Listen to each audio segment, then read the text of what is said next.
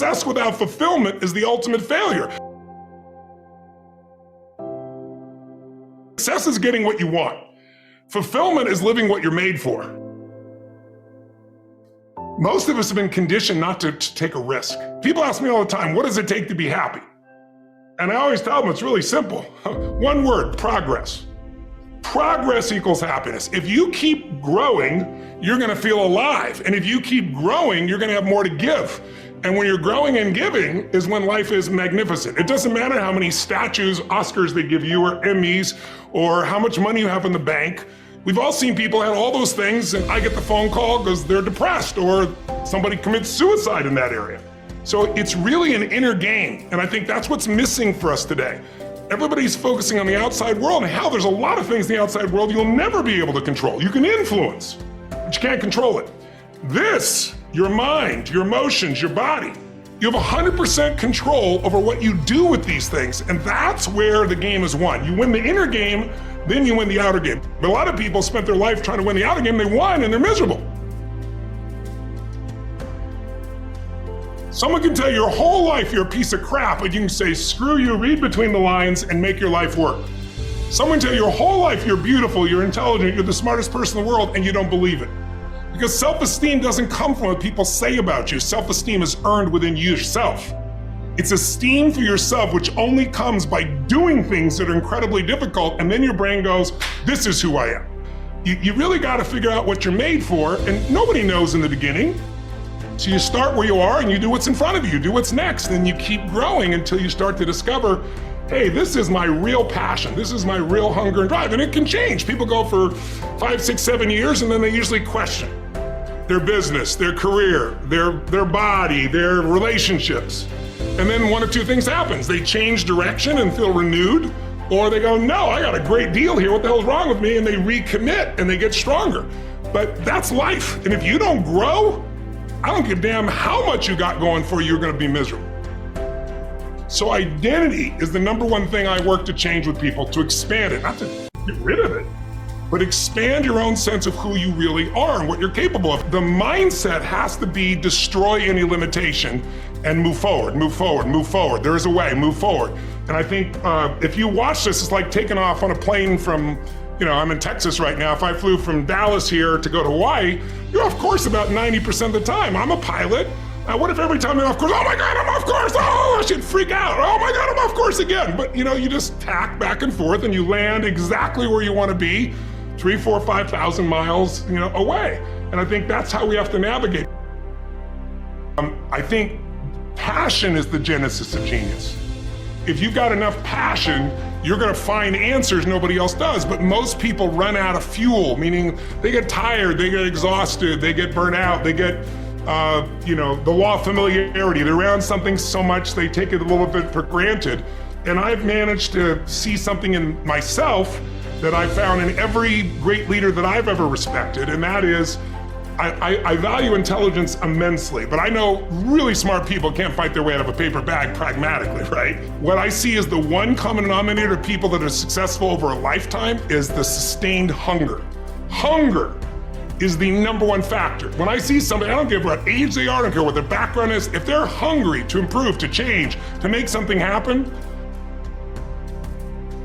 you need to be good at pattern recognition, and that's what gets somebody strong at anything. I mean, you look at, why is Amazon doing so well? He realized one pattern was valued over anything else, convenience, right? If you look at Tom Brady, a friend of mine, he's got pattern recognition like nobody else at 43 years old. He's able to do things no one dreamed could be done. He's got more Super Bowl rings than any team. So I said, I want to go to the best people on earth and see what do they see that none of us see. What's the pattern? Then you gotta learn pattern utilization. It's one thing to see it, it's another thing to use it. And then if you're good after a while, you get to pattern creation. It's like if you learn to play the piano, most people play other people's music, and then there's a point you've learned so much that you're able to create. No problem is permanent. Or you start thinking the problem's pervasive because I haven't handled my finances, my whole world's over, or because my relationship's bad, my whole world's over. Your life is bigger than that. Or all this is happening because there's something wrong with me. When you get to that point, you stop trying. And so my goal right now is to shake that up for people. People need a new perspective, and you can't do it by just sitting and thinking. You gotta move your body. You gotta change your energy and your focus, because low level of energy, I don't give a damn how smart you are, you're not gonna use all your ability. But if I get you into a higher state of being, mentally, emotionally, physically, then all of a sudden you start remembering who you are and you start coming up with answers that you never even thought were possible before. If identity is how you've identified yourself, and you see yourself as a procrastinator, why? Because you procrastinated so many times and disappointed, you don't want to be disappointed. So now you're a procrastinator, you're no longer disappointed. You feel certain, you'll never have your goals, but you feel certain. That's what most people do in their life. But if you set, let's say, a thermostat in this room at 78 degrees and the temperature drops far enough, something's gonna happen. Because the computer's gonna go, hey, you're at 78 degrees, what are you doing here at 68? And the heaters kick on and suddenly you get this drive. I'm sure your listeners or viewers have had this experience many times in their life where finally it's not another day, I'm changing this relationship, I'm losing this weight, I'm gonna finally do something. And then you push. Now some people push and they go beyond their comfort zone, beyond what they expect, not their goals. It's what they're used to, it's their comfort zone.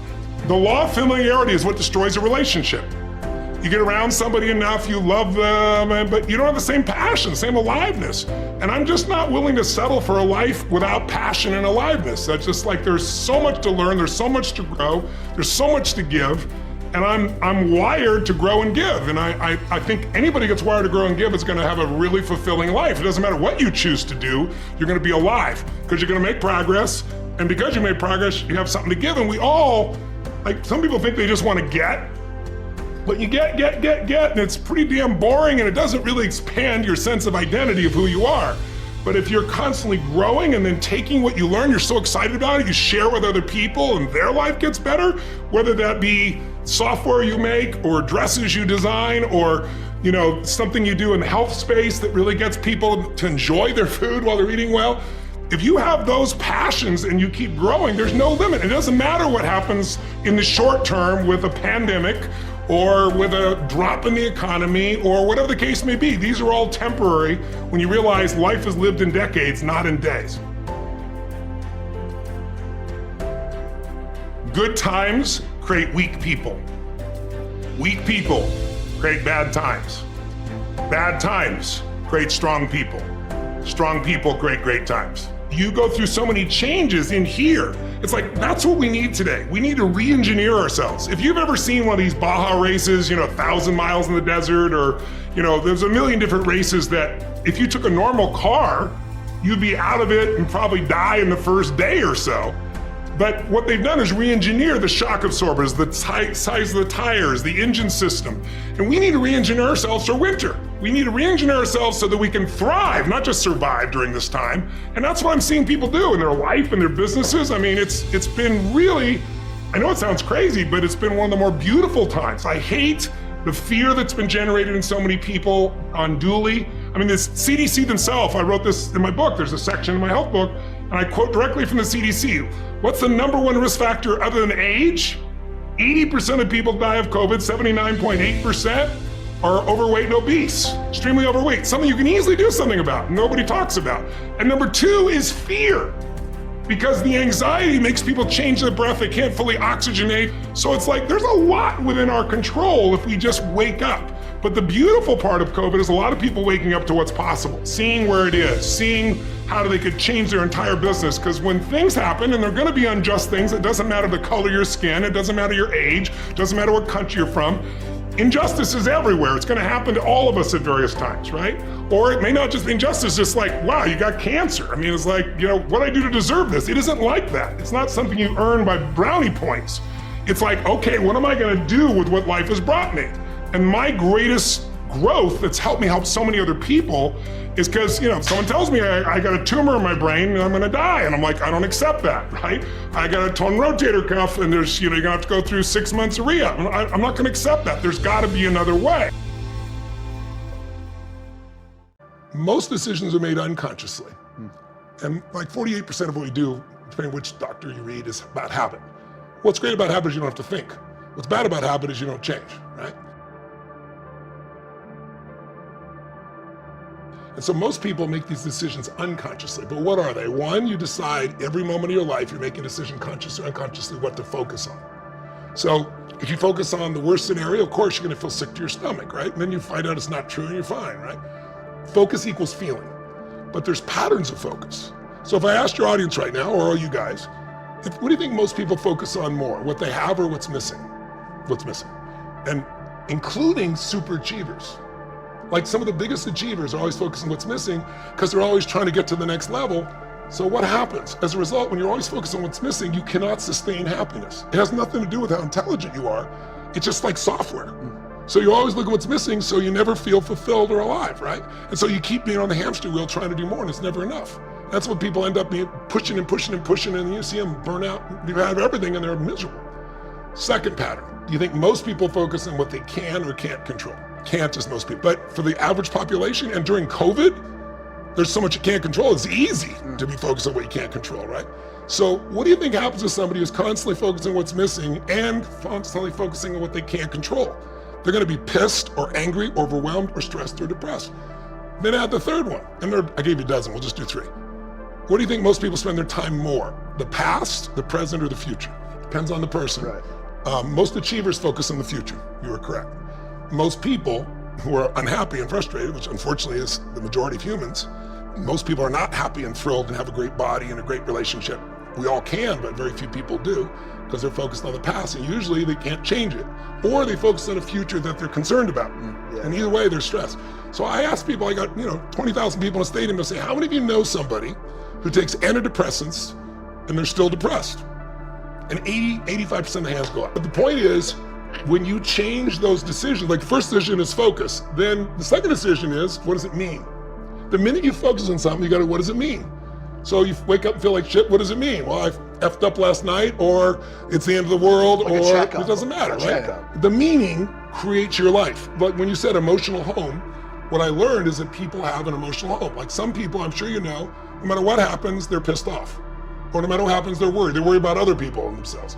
Or you know somebody that's not funny, but they think they are. And no matter what happens, they have a good time, right? Like if you think, God is punishing you, that's why this is happening, which some people do, or God is challenging me, or is this a gift from God, this problem? Or has it got nothing to do with God? I'm just a lazy bitch, I'm not doing anything, right? Or is somebody dissing me? Are they disrespecting me? Or are they challenging me? Are they coaching me? Are they loving me? Or a relationship. Is it the end or the beginning? You think it's the end of a relationship, you behave very differently than the beginning of a relationship. So the meanings we select change how we feel instantly. And because we have habits of meanings, people have habits of emotion where they kind of live. So you see people in some part of the country and you feel for them, like they come by and a cyclone destroys their home or a flood or whatever. And then you see them picking up what's left of their life and you pray for them, you care for them. And then 3 years later it happens again, and 3 years it happens again, and you go like, why don't they move? Because it's what they know. Right. And we have an emotional home that we rarely move from, that we find a way to get back to. But if you change these three patterns, what you focus on, what things mean, finding empowering meaning, and then what you do is controlled by how you feel. If you're pissed, you're gonna behave differently than if you're feeling good. So those three patterns literally control your life. So those three patterns, if you do all three of them, if you constantly look at what's missing, it's hard to ever stay fulfilled or happy. Yeah. So you have to always do something to try to make yourself happy because you're always noticing what's missing. That's just where your focus goes. There's always something missing. There's always something that's not missing. There's always something beautiful. If you focus on what you have, you're gonna be more fulfilled. Second one, if you focus on what you can control, what you do, it's why you have your own business, it's why who you are. A lot of people focus on what they can't control. It's overwhelming, they're stressed out, they think of all those things. So if you constantly focus on what's missing, you can't control, and the past, which you can't change, what that makes is either angry or sad or frustrated or depressed. Like if you wanted to go do I don't know if you're into racing at all, but like a Le Mans, a 24-hour race, or a Baja 1000, you could have an amazing car, Ferrari, it's not gonna last. You have to re-engineer that car to be able to take on the desert or drive for 24 hours or go to the ones that are in the desert there where they have a pipe so that when you go down, it still can get the air to the combustion of the engine. Yeah. We have to re-engineer ourselves to the times we're in. People don't experience life. They experience the life they focus on. Right. So right now, if you're happy, you are deleting all the things you could be pissed off about or frustrated or worried about in the world. Yeah. If you're unhappy, you're deleting all the things that are great in your life. Wow. And our brains delete and they distort and they generalize. So if you don't direct it, you get whatever shows up. What's wrong is always available. What's wrong in the world, it's always available. What's right is also available. It's just which one you pick. And it isn't about positive thinking, because I've never been into positive thinking. People think that's what I do. It's not. I believe in intelligence. And so when you're in a lousy state of mind, you treat people poorly, you don't perform at the highest level, you're not happy. Yeah. When you're in a great state of mind, you treat people better, perform at a different place. And it's one of the reasons the humor is so valuable. Yeah. It changes people's state. And all of a sudden they're in a different place. They respond in a different place when they're laughing than when they're pissed off. Yeah. So why not train yourself to do that? You've trained yourself to find what's entertaining or funny in just about anything. It's what makes you as good as you are in that area. You have developed patterns of how to do it. You may not even be conscious of them all. Yeah, there's 3 decisions you're making every moment you're alive. Your audience can test this out. The first one is, what are you going to focus on? Now, when I say you make these decisions, Theo, I don't mean you're making them all consciously, right? So whatever you focus on, that's what you feel. If you're supposed to meet your boyfriend, girlfriend, husband, wife, whoever at 7 o'clock, you get there at 7, they're not there. Some people are pissed off. Some people are worried. It's the same event. If it's 7:30 and they're not there, they've not called, they not text. Now what are you feeling? Some people go, I'm really pissed off. I'm really worried. It's 8:30, you haven't showed up. I'm full. I didn't wait for the bastard. But the point is, whether you're angry or whether you're worried had nothing to do with the event. It's the habits of your mind. The person who's worried thinks, well, maybe they're in a car accident. The person's pissed off, they did it again. So the first decision you make is, what are you going to focus on? And most people have patterns of focus. Yeah, So there's 3 I'll give you, your audience can test out. Do you tend to focus more on what you have or what's missing? What's missing? Yeah. Do you tend to focus more on what you can control or what you can't control?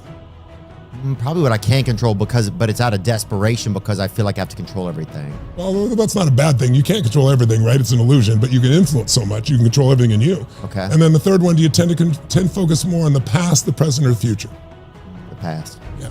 So those 3 patterns, if you do all 3 of them, if you constantly look at what's missing, it's hard to ever stay fulfilled or happy. Yeah. So you have to always do something to try to make yourself happy, because you're always noticing what's missing. It's just where your focus goes. There's always something missing. There's always something that's not missing. There's always something beautiful. If you focus on what you have, you're going to be more fulfilled. Second one, if you focus on what you can control, what you do, it's why you have your own business. It's why who you are. A lot of people focus on what they can't control. It's overwhelming. They're stressed out. They think of all those things. So if you constantly focus on what's missing, you can't control, and the past, which you can't change, what that makes is either angry or sad or frustrated or depressed. Like if you wanted to go do I don't know if you're into racing at all, but like a Le Mans, a 24-hour race, or a Baja 1000, you could have an amazing car, Ferrari, it's not going to last. You have to re-engineer that car to be able to take on the desert or drive for 24 hours or go to the ones that are in the desert there where they have a pipe so that when you go down, it still can get the air to the combustion of the engine. Yeah. We have to re-engineer ourselves for the times we're in.